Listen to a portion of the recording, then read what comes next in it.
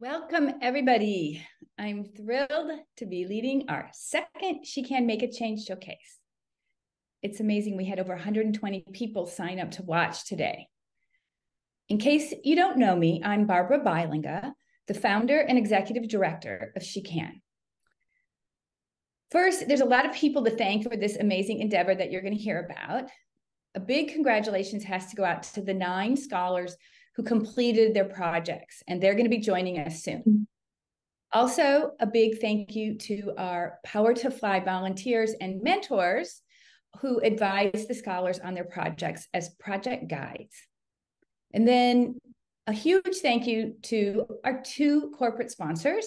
The first one is FIS. They're a global fintech software company, and they sponsored us last year also. A warm welcome to Elaine Duff from FIS, and she's going to come on and speak soon. Also, our newest Make a Change sponsor is Torani Flavors and Syrups. You probably know them because they make all those yummy syrups that we see in cafes around the world. Torani supports us in many ways, and this year they added Make a Change. Stacy Cooper Dent and Cindy Eckhart from Torani are going to join us at the end. They were very involved and helped us in selecting recipients and in supporting scholars as project guides. Before we launch into it, in case there's some new people here, I just want to give you an overview of She Can and what we're all about. We work hard to build female leadership in post-conflict countries. Those include Rwanda, Cambodia, Liberia, and Guatemala. What we do is we provide our scholars with everything that they need to overcome the barriers that low-income women often encounter in order to reach their full potential. It includes financial support, educational support in the form of a U.S. education, and a lot of leadership acumen, all those things that hold women back. Just to point out, one of our secret sauces is that each one of our scholars is matched with a team of 5 mentors. Yes, 5, not 1, but 5. And they help her throughout her 5-year journey, starting with winning her scholarship and then thriving while on campus and making sure she gets lots of leadership opportunities like the one that you're going to hear about today. But in sum, what we're doing is helping scholars move from the bottom of the socioeconomic pyramid to be ready to take on decision-making positions so that their unique and amazing female voice can be included. Okay, let me tell you about Make a Change, what we're going to hear about today. So we launched Make a Change a year ago with the help of FIS, and we included 5 scholars. And this year, with the added support of Torani, we grew it to 9. Now, each scholar that you're going to hear from was funded to return home to their country, it's Cambodia and Liberia, to execute a social impact project that they designed in their community. Our hope is that this gives them a running start at being a change agent at home and also develop leadership and entrepreneurial skills. So in essence, they're already making an impact before they even graduate. Couple things to be aware of. We funded each scholar with the amount that they needed to do their basic project. And then the scholars were encouraged to do additional fundraising so that they could be even more impactful. And one of the scholars received extra funding from the Davis for Peace grant. One got extra funding from her college, Gettysburg. And several did GoFundMe campaigns that they initiated and so received extra funding. One more thing, before each one of our scholars is selected to be in our program, meaning a few years ago, they are asked to do a project in their community as part of the vetting process. We call that a Take the Lead project. And so for this project, which is called Make a Change, some of them grew those same projects. So they're going to, when they talk about their project, they're going to refer back to this and call this their second project. For example, Deborah built 1 latrine a few years ago and then added more. And Michelle built 1 water pump a few years ago and then added more. Okay, I'm going to hand it over to Erica Wah. She's our community building manager, and she's going to share some housekeeping info. Thank you, Barb. Hi, everyone. Again, I'm Erica Waugh from She Can. Can't wait to wait for all of you to meet and hear about all the ways these 9 scholars who are our Make a Change recipients, how they've been making the world a better place this year. For today's webinar, we're recording this session. Audience members are going to be able to listen, but you won't be able to talk during the program at all. So please share your feedback and your questions by messaging us using the chat feature on the lower bar. We'll try to respond to your questions in the chat as best we can. Also, when you're looking at the chat, you might as well go there right now. Type in your name and where you're joining from today. We have a big audience from all across the world, and we always want to see who is here. If you're having any tech issues and need help, you can send a private chat to me and I'll look into it for you. If you're looking for more information about this program, and you might even want to share it around, we'll put some information in the chat about that before the end of the program. I'm going to turn it back over to Barb and some of our other special guests, including the Make a Change Scholars for 2023. We're going to introduce you to the scholars in 2 sections. First, there'll be a panel of Cambodian scholars, followed by a panel of Liberian scholars. And we'll start each panel with a quick video introducing their projects. So sit back, ready to feel great about these young people who are already becoming change agents at home. Barb? Great. Thank you so much, Erica. Okay, but before we hear all of that, I want to introduce Elaine Duff, Senior Vice President at our sponsor company, FIS. Elaine, we love having FIS as a sponsor. Tell us a little bit about what drew FIS to support this program, not just 1 year, but 2 years in a row. Hi, everyone. So thanks so much, Barb and the She Can team. We're really proud at FIS here to sponsor this program for our 2nd year. One is a global company. FIS values innovation, entrepreneurship, as well as female leadership at a global level across the world. Whether it's our Empower Network that focuses on female leadership and career support, or our Financial Inclusion Steering Committee, which is helping to make sure that as our important role in the economic economy, we're helping the unbanked and the underbanked really find new ways to become financially literate. And then I think the other piece that you say is that you'll see today that the scholars themselves are really impressive. And we found this is a great reason to be involved. We actually started this as a partnership when one caller, Michelle, who's here tonight, was introduced to some of our leaders from her mentor, which was Sarah Geringer, a former FIS employee and someone that worked on our team. After meeting with her, Sarah's tireless championing, FIS was so impressed that we agreed to fund her project and then agreed to fund more recipients of the Make a Change organization in 2022. You'll have a chance to hear from these women shortly. And one more thing to share is that this program does continue to cascade value beyond what we went through last summer. So for example, in last year's recipients, there was a woman by the name of Shanta Munsum, and she brought educational resources and books to over 190 young, rural, low-income Cambodian women in 2022. And this year she returned to help fundraise and help her community raise another $23,000 to rebuild the library that was destroyed in the flood. So Moon is very much an advocate and will say, please tell the She Can community that Make a Change will not only impact the scholars' lives, but also contribute the giving in their own community. So Make a Change is an investment that we see at FIS that continues to blossom. We're a proud sponsor for the past 2 years and hope to continue to be a sponsor in years to come. Erica or Barb, back over to you. Thank you. Thank you, Elaine. Thanks for that support. Okay, we're going to move forward and get on and watch the scholars. So we'll start with a Cambodian video, a video of our Cambodian scholars, and then we'll hear from them. My name is Kum Hiet Chio. I am from Cambodia. I am a sophomore at Towson College and I'm studying business administration. The name of my project is called Learning and Earning.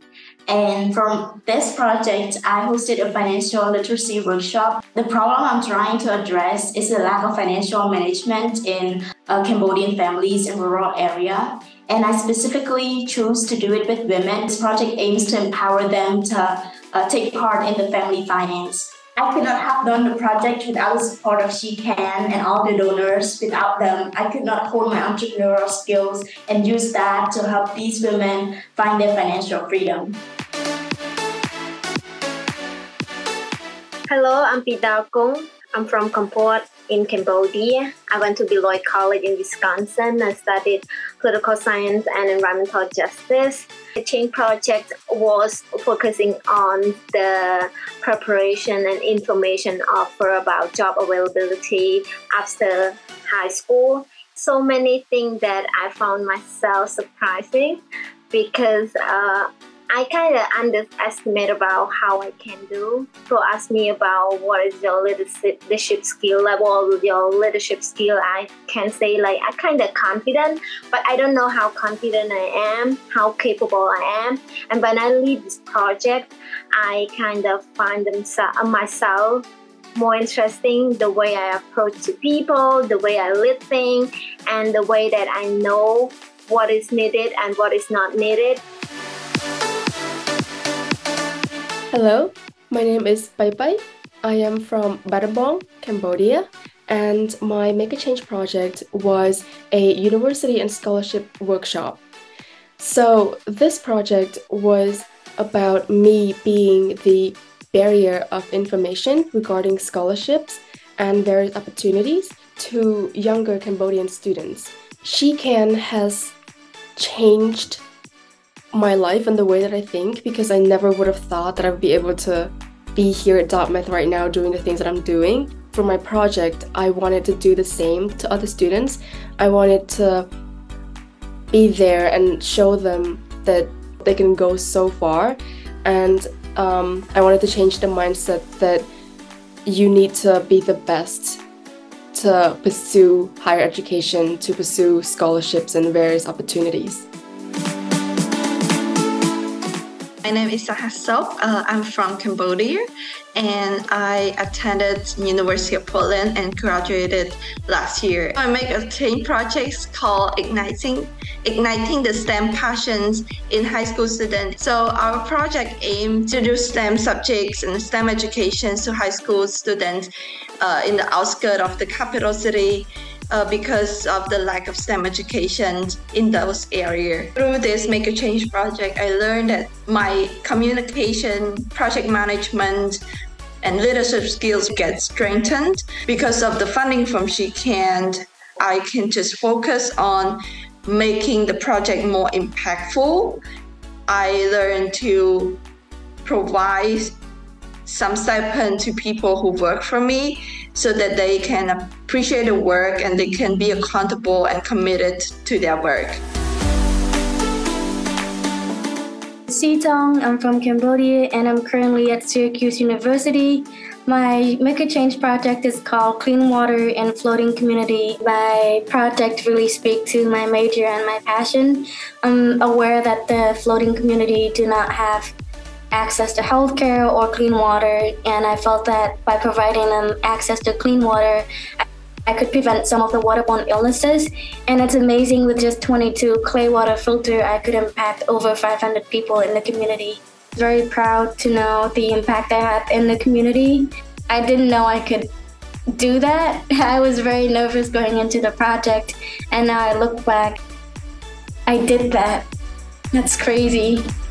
500 people are now having clean drinking water, and I'm just so proud to know that I've done something very impactful. Wow. Okay. That was impactful. Now I get to introduce two of our mentors, Cheyenne and Dallas Smith. They're going to moderate our chat with the Cambodian scholars, and they together are a power mentor couple. They're married, and they and Cheyenne leads the team for Pisai Kim, and Dallas is on the team. And Dallas is also a very active volunteer for us, and he was the project guide for Pai Pai, who you just saw, and you'll hear from soon.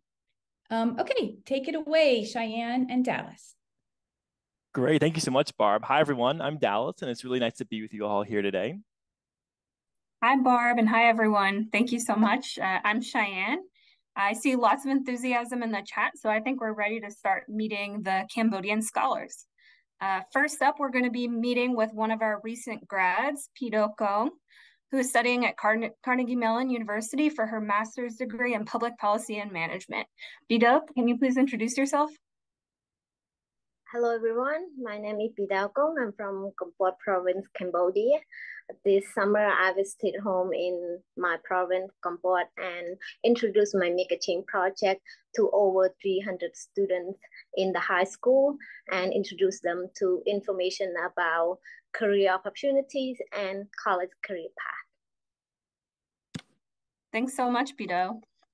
You were a senior at Beloit College when you applied for project funding. One of the partners you found to provide resources was the Cambodian Ministry of Labor. What was it like working closely with a government partner, and what did you learn during that process? Thank you for the question. Thought about working with the government.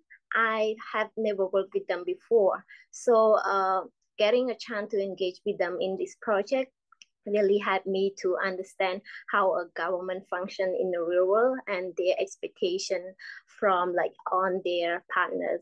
And back then there was a national election, which added me some more challenges to reach out to them.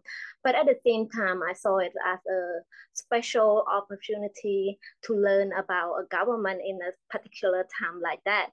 And I believe that this is really helpful for my future career in public policy, as I will engage with them a lot. Thanks so much for that. It sounds like you learned a lot during that process. For the next question, I wanted to ask about the project impact. So it sounds like your project had a lot of immediate impact, but what are some of the things that you discovered in the months following after your project was completed? There were two parts in my project, and both of them were successful, thanks to all volunteers and stakeholders. So the first part of my project was information section, which gained more attention and engagement from students. Students expressed that all information and experience shared are new for them to understand what is next and what resources are there for them. And the other part of my project was that I donated 150 new books to the school library so that students can explore more career options through those books. And I interviewed two students about the books, and I couldn't believe it because they are so popular, and most of the books are borrowed every day by the students. And one student expressed that she had even had to reserve a book in advance for some particular books because most books are borrowed every day. And in overall, students noticed an increase in reading habit in the high school, and each of them encourages each other to read more and more books every day. Amazing. It sounds like your project had such a big ripple effect. And thank you so much for sharing that with us. I think I'm going to pass it to Dallas to see who we're speaking with next. All right. Well, next we get the really great opportunity to talk with Babson sophomore, Kim Hiet Chia. Kim Hiet, would you like to introduce yourself? Hello, everyone. My name is Kim Hiet, and I'm from Siem Reap, Cambodia. So I became passionate with financial literacy after seeing the film Savvy with She Can last winter. And the movie basically talks about how it's more important than ever for young American women to manage their own finances. It got me thinking about women in Cambodia and how there's lack of financial management and independence. And so for this project, I decided to teach 25 women in my own community about the importance of managing finances and to run their own chicken businesses. Great. And Kim Hiet, I think this really goes along well with what you're currently majoring in, and you're studying business entrepreneurship. And so thinking about what you're studying, this project, kind of the movie that you saw, in what ways do you think that completing this project will help your career prospects in the future? One day I want to have my own businesses, and I want to focus on quality education back in Cambodia.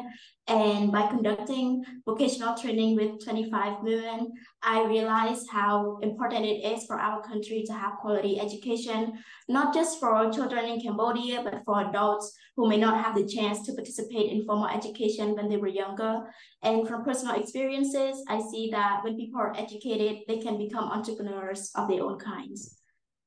Great. Thank you so much for sharing that. And I'm kind of curious, how has your project changed how you view leadership, especially in an entrepreneurship project like this? Well, money is a very taboo subject in Cambodia, especially for these women. And while I do see that being a leader, you have to be bold and strong, I also see the value of like sharing your personal experiences and real experiences that may not always be that may not always make you look strong. And so that's what I did. And I can see that the conversation between these women become more fruitful and more lively. Like one of the conversations we had that was memorable to me was when one woman said, I spend very little because my husband earns very little. As long as I have 50 cents to give to my children to go to school, I'm very happy. And I like this conversation because of how honest and open the women were. And so to be an effective leader, I believe that we should be empathetic, we should listen more than we talk, and we should be as transparent as possible to build connections with these women and with the people that we work with. Great. Yeah, I agree completely. And those are really great takeaways from your leadership growth during this project. And so my final question for you, Kim Hye, is what feedback and kind of results or outcomes have you received since you finished up this project and returned back to studying in the United States? Through the interview conducted by BBC, Volunteer Building Cambodia, which is the organization that I worked with, the women are very excited to have their own businesses, have their own chicken business, and they are more confident to do budgeting and managing their own finances. Perfect. Kim Hye, thank you so much for sharing your amazing story. Cheyenne, do you want to introduce the next Make a Change recipients?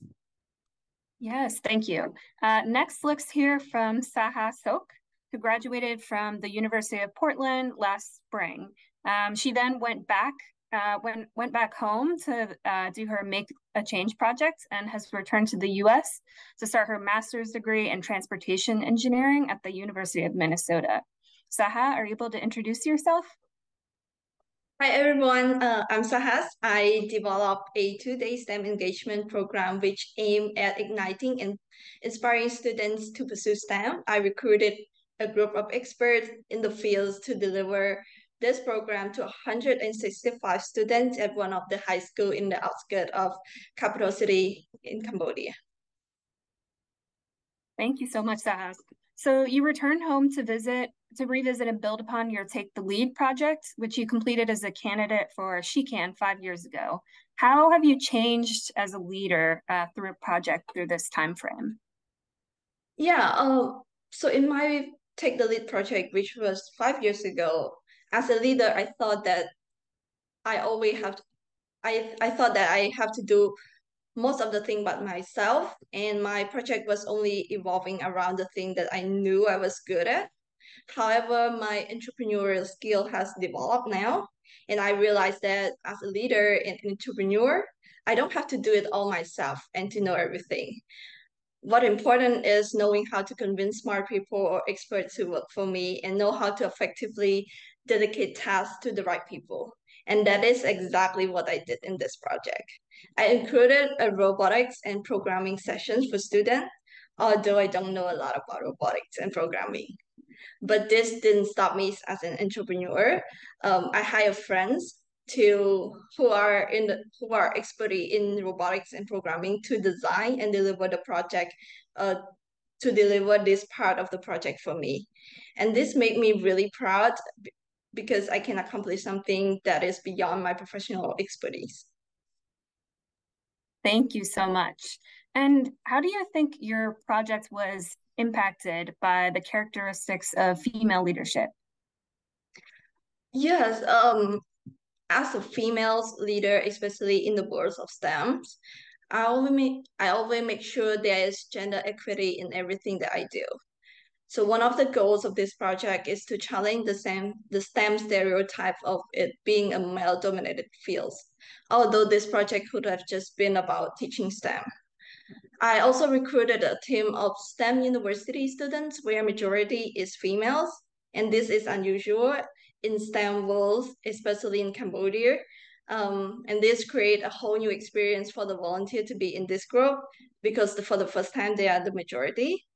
And similarly, despite female STEM professional in Cambodia is being hard to find, I managed to have one of the two STEM speaker represented by a female electrical engineer to come and inspire young women to pursue STEM. So when one female lead a project, I strongly believe that it increased the visibility of so many other females.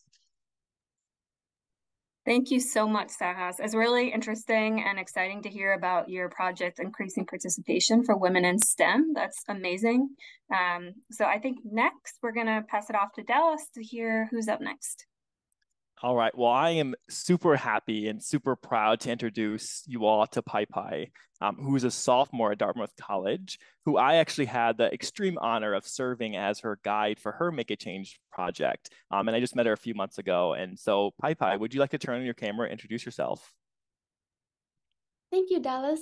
Hello, everyone. My name is Pai Pai, and over the summer, I returned home to Cambodia from a Make a Change project where I went back to my high school to present information to students about scholarships and applying to U.S. colleges. Great. And Pai Pai, we've talked about this several times, but I would love for you to share kind of how you've changed and what surprised you while you went through this project back in Cambodia. There were a couple of things that absolutely astounded me. The first thing was my ability to speak in front of a crowd. I didn't know that I had it in me to talk for 2 hours in front of an 80-person audience, but I did it, and it ended up being not as scary as I envisioned it to be. And the second part was the level of interest that people showed in the project. 77 students from my old high school came to the main session, and 11 showed up to the follow-up session that I offered for people who had extra questions or just wanted to learn more about SheCan. And the best part was when 2 students from another area heard about my project from one of my teachers and asked to talk to me. They traveled for 30 minutes to meet me at a cafe, and we talked for almost 2 hours. It was so much fun because aside from me answering their questions about scholarships, I also got to learn about their stories of learning English from organizations because there aren't any English schools where they're from. They were incredibly inspiring, and I can't wait to help them achieve their scholarship goals. Great. And Pai Pai, I saw you with the photos in front of everyone, and you look just like a natural leader up there. And so since you went back to your high school, I was kind of curious, what was it like rekindling and reconnecting with those high school connections, and how did this kind of affect you going forward? Going back to my high school and meeting the staff who, in a way, watched me grow up was reminiscent and delightful at the same time. It was reminiscent of my time as a student there, and it reminded me of all the support that I've received from everybody around me that got me to where I am today. My school principal, for example, whom I had to negotiate with when I was putting this project together, he helped me promote my information session and even arranged for buses to take students to the main session. And in Cambodia, opportunities are very limited. So I'm so happy that I can be there to provide resources and a form of support to my juniors as they embark on their journey to seeking and applying for scholarships. Great, Pai Pai. Well, I'm super proud of you, and you've done such great work already, and I can't wait to see what you do in the future. And it's so cool how you gave back to your community that you grow up in. So thank you so much for sharing your story. Now I'm going to turn it back to Cheyenne to hear from our last Cambodian scholar. Thanks both. Our last project in Cambodia was created by a senior at Syracuse, Sitong Run. Sitong, can you please introduce yourself? Hi everyone, I'm Sitong, and my project is about providing water filters so people in floating community could drink clean water. Thank you. And I heard you mention a floating village community. Are you able to tell us more about that? And how could you tell your idea was a good one and would make a difference in this community? Of course. So just for a little background, floating communities are communities built on floodplains, and they rely on fishing, but they also use the water they live around for pretty much everyday use. And I knew my project was a good idea because public health is such a big passion of mine. That's my major. So if you love something, you're doing something right. But also just clean drinking water is such a big issue, especially because diarrhea is the second leading cause for death of children under 5. And I read a paper about children in floating communities, and one of them showed that like those children get diarrhea at least like once a week in some communities, and that's very alarming to me. Like I can't imagine getting diarrhea once a week. So I knew I had to do something, and I knew that clean water is probably also on the people's mind all the time. And so I did my project, and I'm just so happy I was able to impact over 500 people. Thank you so much. That's really interesting to hear, and really interesting to hear more about that community. Can you tell us more about how you were able to build trust in that community and how that played a role in the success of your project? I love this question because it was also a challenge in my project.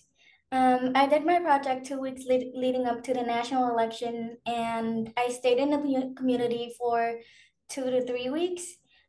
So my host mom, she is affiliated with a political party, and so a lot of the people in the community thought that I was part of the party also, and that my project was a part of a political campaign. And they were getting very skeptical. So to get people to disassociate my project from a political campaign and to trust me, I went around to different houses and just introduced myself to them. And then sometimes I offer help with chores. Around this time, a lot of people were patching the fishing nets for the fishing season. So I would ask them to teach me how to patch in a net, and I would sit down and help them with small tasks, and then just introducing myself as a college student and just getting to know them. And then eventually a lot of people just see me as a college student who's trying to do a project rather than trying to run a political campaign. Wow, it sounds like you did a lot of trust building in the community, and you also got to practice a lot of interesting skills while doing that. Thank you so much, Sitan. Dallas? All right. Well, thank you all to all the 5 Cambodian scholars who really made a huge social impact at home this year. It's really been a pleasure, absolute pleasure to hear your stories and your projects. I'm going to turn it back over to Barb for the next part of our program. Okay. Wow. Those Cambodian scholars really rocked it. I am a bit emotional hearing all of that and just feeling the reverberation of them throughout their communities.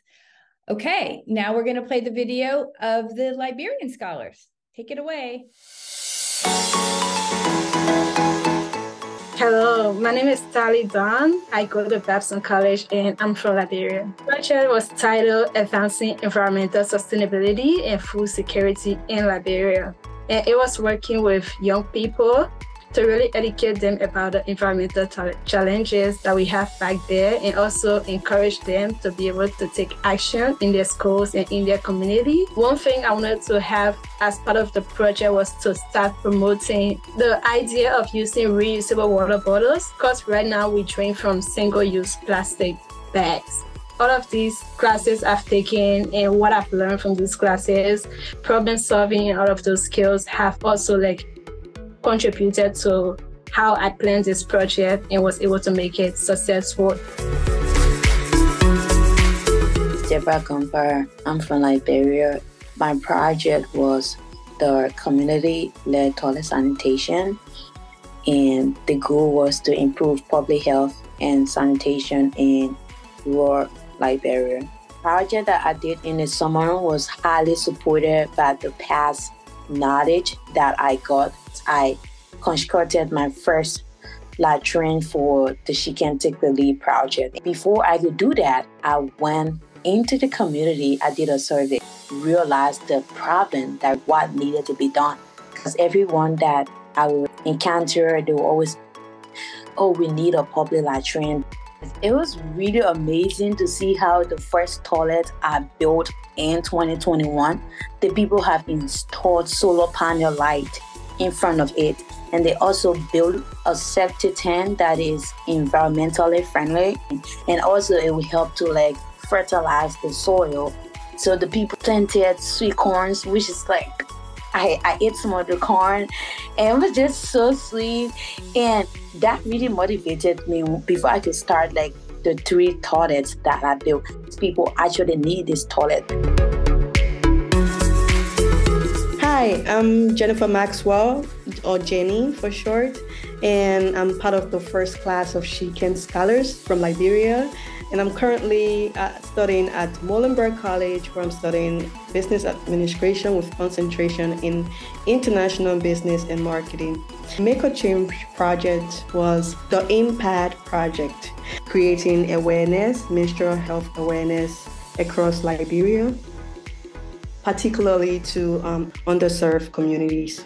We were able to educate these women administrators in St. J, as well as giving them their dignity through the distribution of reusable menstrual pads.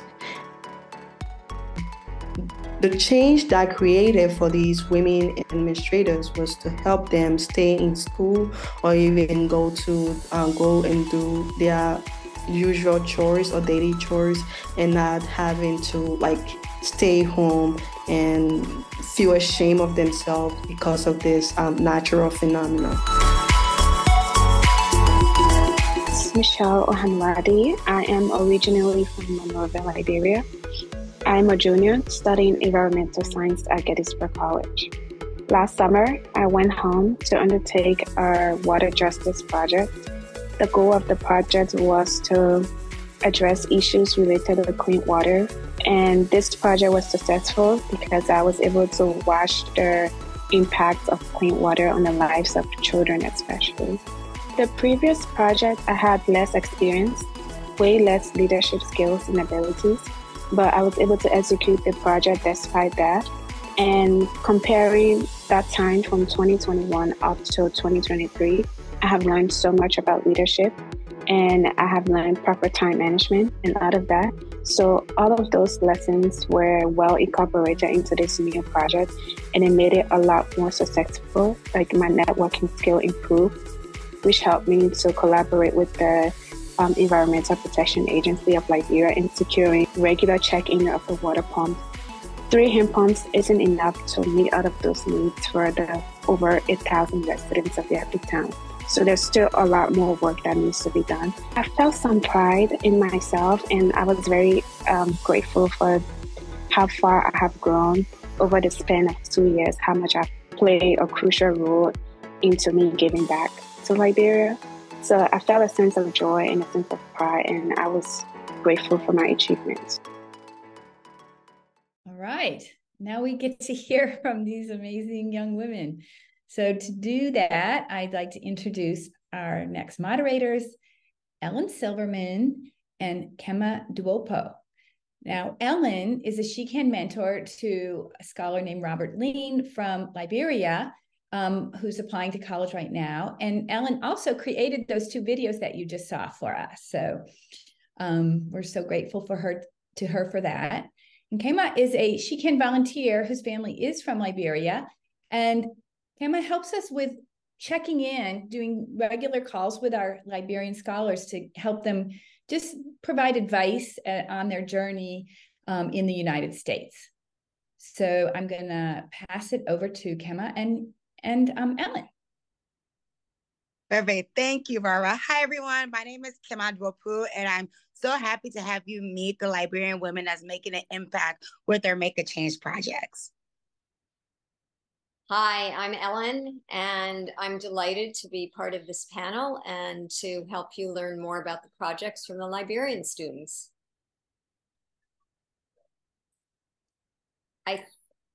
Is Michelle not on with us at the moment? Michelle's going to be on in about 5 minutes. So I think we can go to Tarly next, perhaps. Okay. Okay, perfect. Hi, Tarly. Okay, perfect. So we'll hear from Tarly Don. She's a senior at Babson College. Tarly, turn your camera on and introduce yourself and remind us of your project. Hi, everyone. My name is Tarly Don, and I go to Babson College. I'm from Liberia, obviously. My project was entitled Advancing Environmental Sustainability and Food Security in Liberia. And it had two components. One of them was a one-day workshop for students from different high schools in Liberia. And the other component was a gardening project that I did at one of the high schools. Perfect. Thank you. Thank you for sharing, especially with those big projects you did. What were three things that happened that contributed to your success? I think there were some things that contributed to the success of this project. And one of them was that I reached out to people, I had conversations with them. I was talking to one of my friends about going to Liberia to do a project, and the person was like, oh, I know somebody who may be of help to this project, and it connected me to the youth engagement focused person at the Environmental Protection Agency, and this person ended up being one of the speakers at my workshop. The other thing I did was to just do my own research and talk to people like my principal. My principal connected me to the school in orphanage where we did the gardening, so I feel like that was really great. Another thing that I did that really helped to make the project successful was to also use the support system that I have at SheCan. My SheCan sister Jill was also there.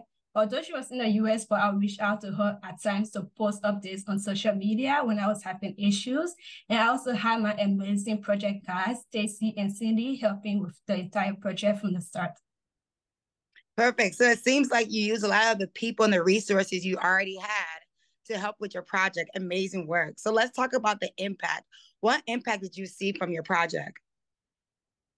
Well, I got a lot of positive feedback from people who learned about the project, even from social media. And also the students who were engaged with the project actually appreciated the fact that I was there and working with them and gardening and having fun together. So it was really nice. And also the principal of the high school that we did the garden at, he was very involved with the project, which meant that he also recognized the impact that we're having. He has a background in agronomy, so he will be with us in the garden when we were composting, explaining to the people why we were doing this and why it's good for the environment. Perfect. And even getting the principal involved, great job. Yeah. So what's next for you with your project? So the gardening we're doing is something that we would like to expand to other schools. And Joy and I also want to recognize ways that we can create economic value as part of this project. So we're brainstorming now how we can advance this project in the way that we can continue to engage with the students in the way that's creating change, but also empowering them economically. So at this point, we're still planning out the next steps for the project. Well, you're doing a fabulous job. So wonderful to hear all the success you're having. Thank you so much for sharing. Now, Ellen, let's introduce the next scholar. Oh, you're muted, Ellen. Hi, Michelle is here. So we are going to introduce you next to Michelle. And sorry. Michelle, is your camera on and you're not muted? You're with us? So Michelle Owandi is a junior at Gettysburg College. And can you please tell us about your project? Hello, everyone. My name is Michelle Ohanwadi. I am from Monrovia, Liberia, and I'm currently studying environmental science at Gettysburg College as a junior. Last summer, I went home to undertake a water justice project that aimed at addressing issues related to the use of unsanitized water. As a result of my project, I was able to renovate one old hand pump, construct a new hand pump, and renovate an additional hand pump that I constructed in 2021, resulting in a total of 3 hand pumps in Yakbatown community. Wow, you had a really busy summer. And apparently the demands on that first pump were so high that it was no longer doing its job. And the town asked you to come back and build another one. Can you tell us what are the 3 most important strategies or things that you did that helped you make this project a success? One of the main strategies that helped me make this project a success was proper planning. So initially I was to undertake this project in the summer of 2021, but because I didn't have enough fundings, I had to strategically plan and apply for fundings through the Center for Gettysburg, the Center for Public Service at Gettysburg College. which donated to me $5,000 in addition to the $2,000 funding that she can award me, resulting in a total of $7,000 for the project, which was enough to execute. Another thing that went well is including the stakeholders of the community in the problem solving of the water issue. As a result of incorporating stakeholders, I was able to address the problem at hand while encouraging the perspective of the people being impacted. And lastly, one of the things that worked for me is my leadership training. So all of my leadership learning and knowledge that I gained helped me to apply those into my field and to incorporate everything to make this project a success. Wow, amazing. Can you tell us what you learned from this project and how it will carry you forward? Will you do this again? Do you think you would expand to other nearby towns? What I learned from this project is that something so small can have the most impact on the lives of people. I didn't think that in 2021, when I constructed the first hand pump earlier, back in 2020 actually, I didn't think that one hand pump will have so much impact, especially during the COVID-19 pandemic, that more people will want to use the water and it will have a impact on the lives of over 8,000 residents. Like when I was building the hand pump, I didn't think that much impact to be on it. And I would definitely do this again because I did an analysis of my project this summer and I actually wrote a research paper if anyone is interested in reading it. So one hand pump is enough to provide about 0.6 gallons of water.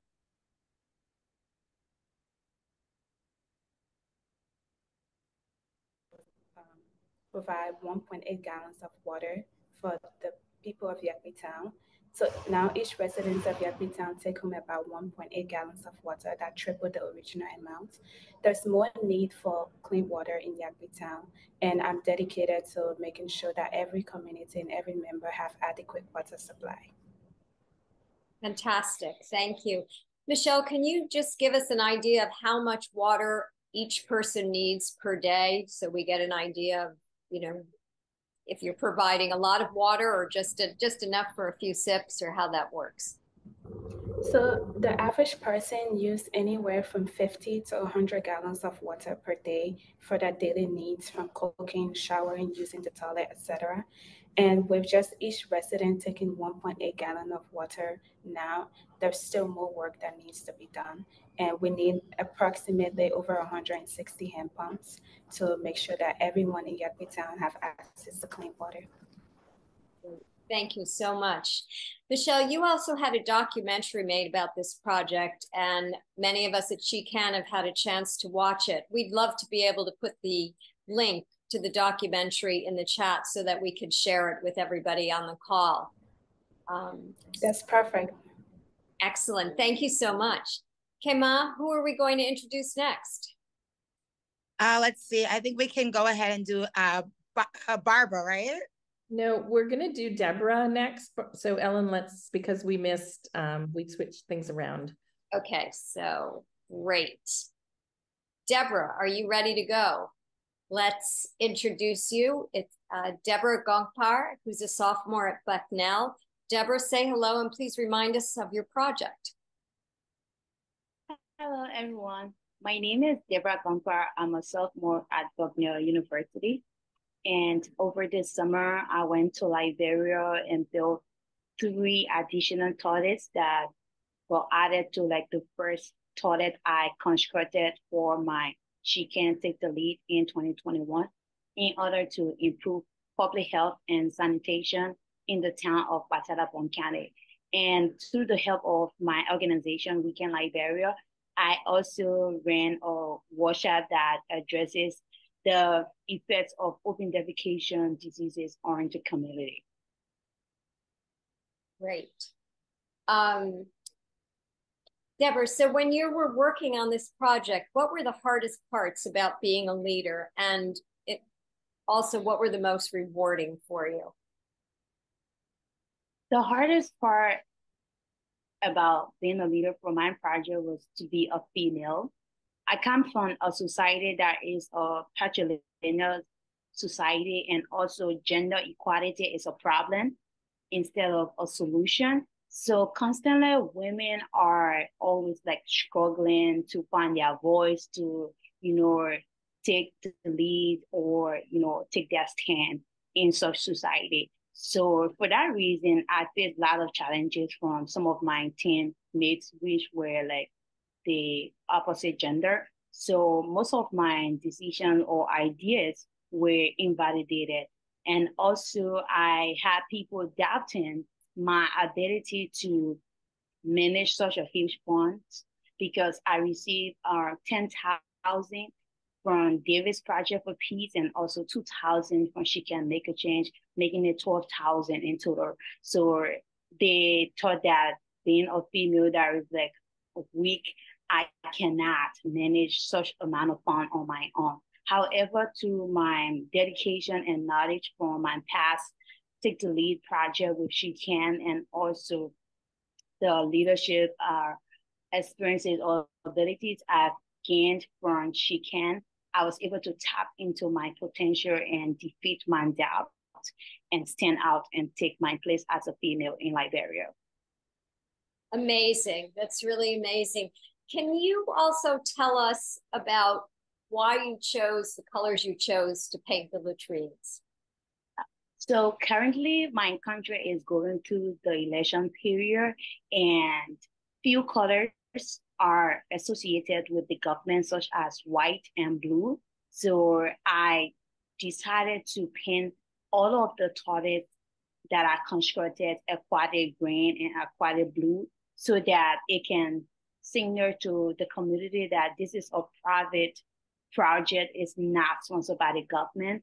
Therefore, the community has a responsibility to do in maintaining the toilet, because when you paint the toilet white or blue in Liberia, generally it's saying that this is the government toilet or property, so the government will provide people to maintain the toilet. Therefore, the community do not have a role to play in maintaining the toilet. Amazing. Wow. Can you tell us how this project will affect your career plans? This project redefined my career path, because I have been between diplomacy and that of like the medical field. However, from this project, I have realized that diplomacy is my calling and the medical field is just like my passion. So since I have like both interests in the two, I am planning to like combine them and make an impact. So I have decided to be a solution, if not to all of the problems in the world, but at least to some of the problems in my society. And that starts with clean water and toilet sanitation, so that my people can have good health and access to quality latrines. So this project really combined both of your interests, and you really had to be diplomatic in order to get this project done. Thank you for sharing your passions with us. And you also created a documentary for your project, and we'd love to put that in the chat and share the link with everyone on this call. Is that okay with you? Yeah, sure. Okay, great. Thank you so much. Kema, let's go back to you and see who's next. All right, thank you. Our last scholar on the panel is Jenny Maxwell. She's a senior at Muhlenberg College, but she's joining us today all the way from France, where she's studying abroad. Jenny, go ahead and introduce yourself and tell us a little bit about your project. Hi, everyone. I'm Jennifer Maxwell. I go by Jenny. And like Kemai said, I attend Muhlenberg where I'm studying business. This summer, through my registered nonprofit, Real Education for Dignity, RED Liberia, I organized a one-day menstrual health education workshop and also distributed reusable menstrual pads to over 500 women and girls of menstruating age in a town called Sinjay. Wow, amazing work, amazing work. So let's talk about a little bit about your process. What is your favorite aspect of coming up with an idea and leading the project from the idea? So something I usually tell myself, I'm a huge dreamer. I dream a lot. And so my favorite aspect is saying that's the things that I dream about, creating that thing from scratch and seeing it come to life. That's it. What started as a question during my Take the Lead project back in 2019, which was called Project Red. By then, I did not know it was going to be Real Education for Dignity. It brought other women together with me to be able to reach other women across Liberia, educating them about their bodies, their menstrual journeys, and just like trying to find solutions to the ignorance around menstrual health, and also solving the problem of period poverty. Perfect, amazing. So your Take a Lead project addressed access to menstrual products and education a few years ago. How did it affect with your Make Your Change project today? Back then, when I started the Take the Lead project, I hit a lot of rough paths, and that was because it was pretty new to me. It was the first time that I actually sat down and asked myself, what can I do in this community? I don't know. And so for me, this project went much more smoother than the first Take the Lead. I was able to reach out to way more people than before, and I was able to leave just the immediate like capital city and go out of town that a lot of NGOs or even governmental organizations try to reach out, distributing such product or even carrying out such education. And so, but also I think that was this particular project, the impact project, was much successful because I had my mentors, specifically Adam McLean, who I don't know his name, and my She Can leadership opportunities over the years that I've been here in the US, as well as just working with my team at Red Liberia.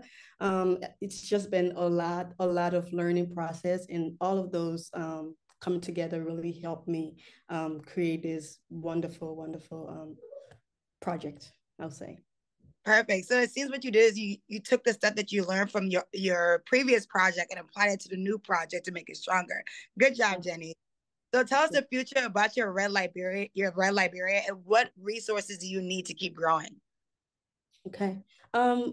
After carrying out the impact project, I then sat down and created a new goal. And this goal is reaching all 15 counties in Liberia, meeting at least 1,000 women in each of these counties and providing education and distributing sustainable and reusable menstrual pads for these women. But we're looking to do this or complete this project over the course of 3 to 4 years.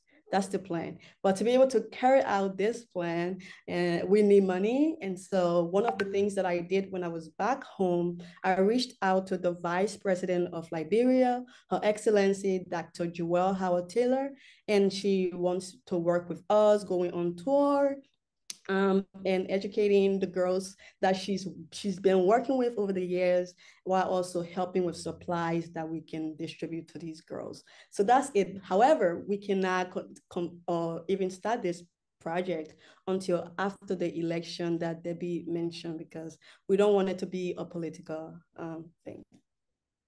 Oh yeah, trust me, I know about what's going on right there, but congratulations, great job. And it's great that you took your little one idea and now look at what you have now.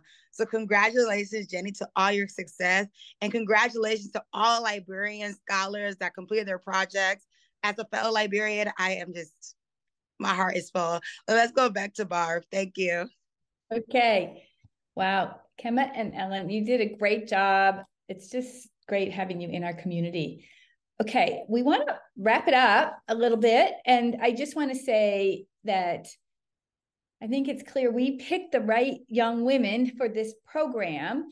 And this project not only made a difference in their leadership journey, but you can tell that they these projects really made an impact on their communities, and there's definitely a reverberation happening. I want to introduce, bring up our two Torani guides who helped us with this project.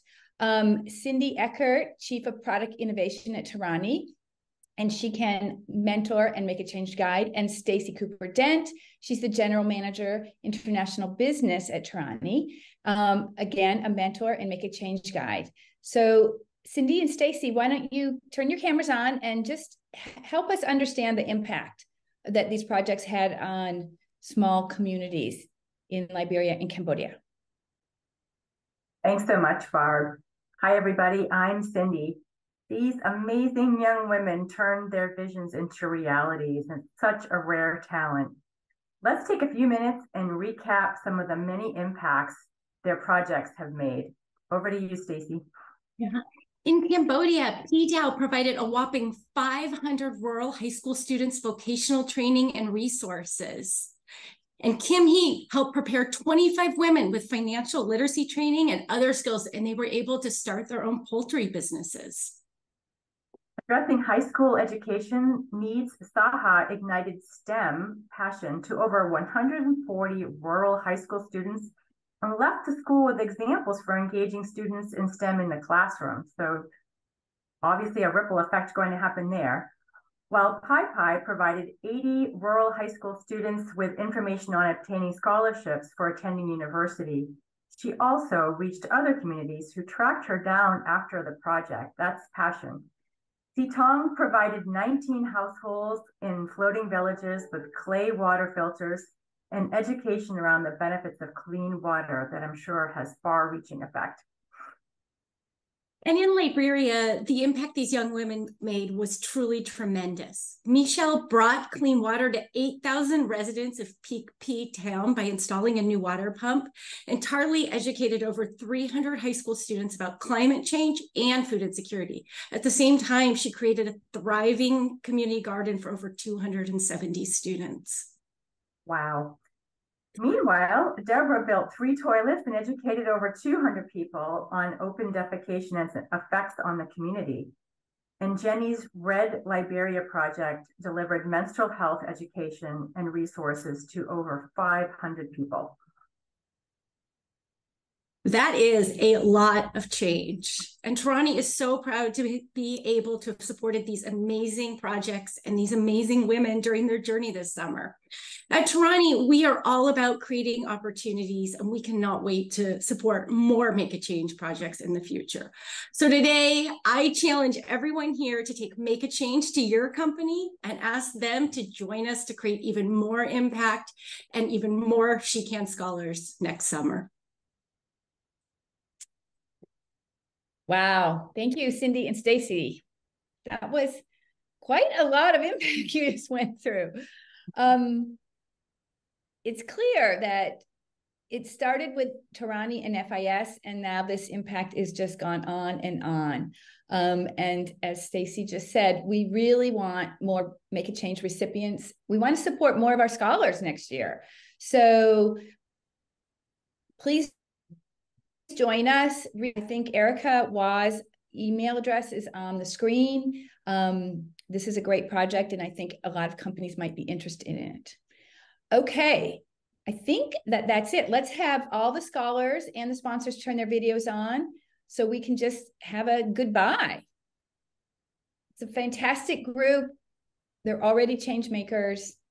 Thank you, everyone, for helping us make this so fantastic, and especially to you amazing young local leaders who are changing the world. Say goodbye, everybody. Thank you for being here for us and listening, and we hope to hear from you. Bye, everybody.